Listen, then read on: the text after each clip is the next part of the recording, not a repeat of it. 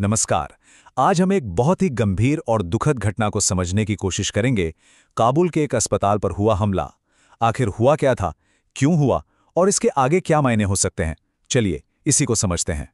तो आज हम बात करेंगे कि असल में ये हमला हुआ कैसे। फिर देखेंगे कि पाकिस्तान और अफगानिस्तान दोनों के दावे क्या हैं, जो एक दूसरे से बिल्कुल अलग हैं। इसके बाद हम दशकों पुराने अविश्वास की जड़ों को समझेंगे। ये भी जानेंगे कि आखिर अस्पताल ही क्यों निशाना बनते हैं। और आखिर में हमें सवाल पूछेंगे कि क्या ये पूरा इलाका एक बड़े संघर्ष के मुहाने पर खड़ा है। तो चलिए शुरू करते हैं सबसे पहले कि आखिर हुआ क्या था। ये हाल के अफगान इतिहास का सबसे घातक हमला बताया जा रहा है। जो आंकड़े सामने आए हैं वो वाकई चौंकाने वाले हैं। करीब 400 मौतें, जी हां, 400 लोगों की जान चली गई। अफगान अधिकारियों का कहना है कि काबुल के उम्मीद एडिक्शन ट्रीटमेंट हॉस्पिटल पर हुए इस हवाई हमले में 400 से ज्यादा जानें गईं और 250 से ज्यादा लोग घायल हुए। और ये कोई आम जगह नहीं थी। जिस जगह पर हमला हुआ वो काबुल का उम्मीद एडिक्शन ट्रीटमेंट हॉस्पिटल था। ये 2000 बेड की क्षमता वाला एक बहुत बड़ा सेंटर था। सोचिए, वहां मरीज थे, डॉक्टर थे, अस्पताल का स्टाफ था और हमले में अस्पताल का एक बड़ा हिस्सा पूरी तरह तबाह हो गया।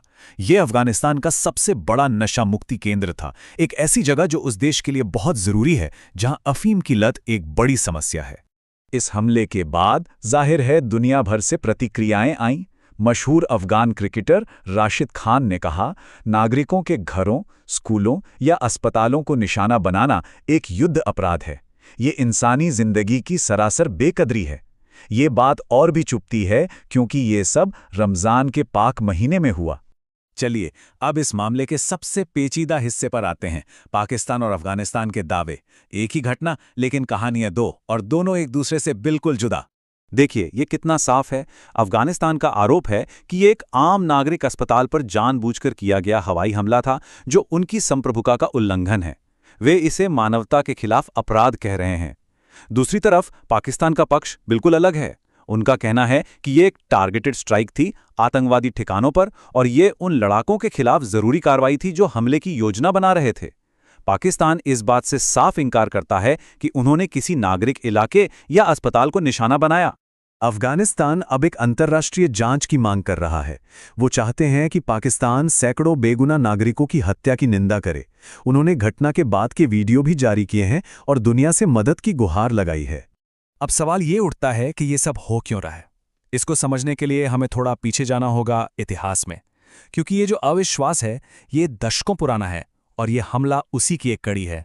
इस पूरे मामले के केंद्र में एक नाम बार बार आता है, टीटीपी यानी तहरीक-ए-तालिबान पाकिस्तान। ये एक आतंकवादी गुट है जो पाकिस्तान में शरिया कानून लागू करना चाहता है। पाकिस्तान का सीधा आरोप है कि अफगानिस्तान का तालिबान टीटीपी को पनाह देता है और वहीं से ये लोग सीमा पार पाकिस्तान में हमले करते हैं। और तनाव की एक और बड़ी वजह है ड्यूरेंट लाइन। ये लगभग 2670 किलोमीटर लंबी सीमा है जो अफगानिस्तान और पाकिस्तान को अलग करती है। इसे 1893 में बनाया गया था, लेकिन अफगानिस्तान और तालिबान ने इसे कभी भी आधिकारिक तौर पर माना ही नहीं। उनका मानना है कि ये सीमा सही तरीके से नहीं बनाई गई और ये सीमा विवाद हमेशा से दोनों देशों के बीच एक बड़ी फांस बना हुआ है। ये सब एक बहुत ही परेशान करने वाला सवाल खड़ा करता है। आखिर अस्पताल क्यों निशाना बनते हैं? ये तो वो जगह हैं जिन्हें युद्ध में भी बख्श दिया जाना चाहिए। तो चलिए आधुनिक लड़ाई के इस भयानक सच को समझने की कोशिश करते हैं। देखिए, इसके पीछे कई वजहें हो सकती हैं। पहला, हो सकता है कि ये एक खुफिया विफलता हो, मतलब गलत जानकारी के आधार पर हमला कर दिया गया। दूसरा, कई बार लड़ाके जानबूझकर अस्पतालों को ढाल की तरह इस्तेमाल करते हैं, वहां हथियार छुपाते हैं जिससे वो जगह एक मिलिट्री टारगेट बन जाती है। तीसरी वजह हो सकती है टारगेट की गलत पहचान, खासकर घने शहरी इलाकों में सैटेलाइट तस्वीरों को समझना मुश्किल हो सकता है। और चौथा, प्रोपेगेंडा वॉर। हो सकता है एक या दोनों पक्ष अपने फायदे के लिए दावों को बढ़ा चढ़ाकर पेश कर रहे हों, जिससे सच का पता लगाना बहुत मुश्किल हो जाता है। और यहाँ एक बात बिल्कुल साफ होनी चाहिए, जिनेवा कन्वेंशन के तहत किसी भी अस्पताल पर हमला एक युद्ध अपराध है।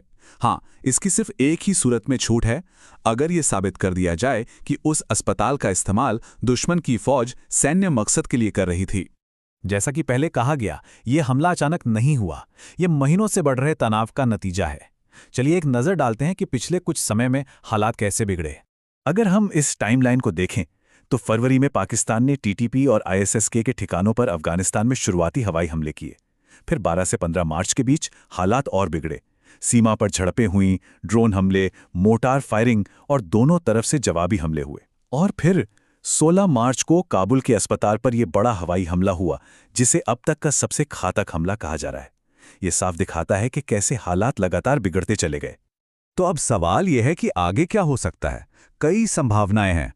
हो सकता है संयुक्त राष्ट्र इस हमले की औपचारिक जांच करे, या फिर तालिबान जवाबी सैन्य कार्रवाई कर सकता है।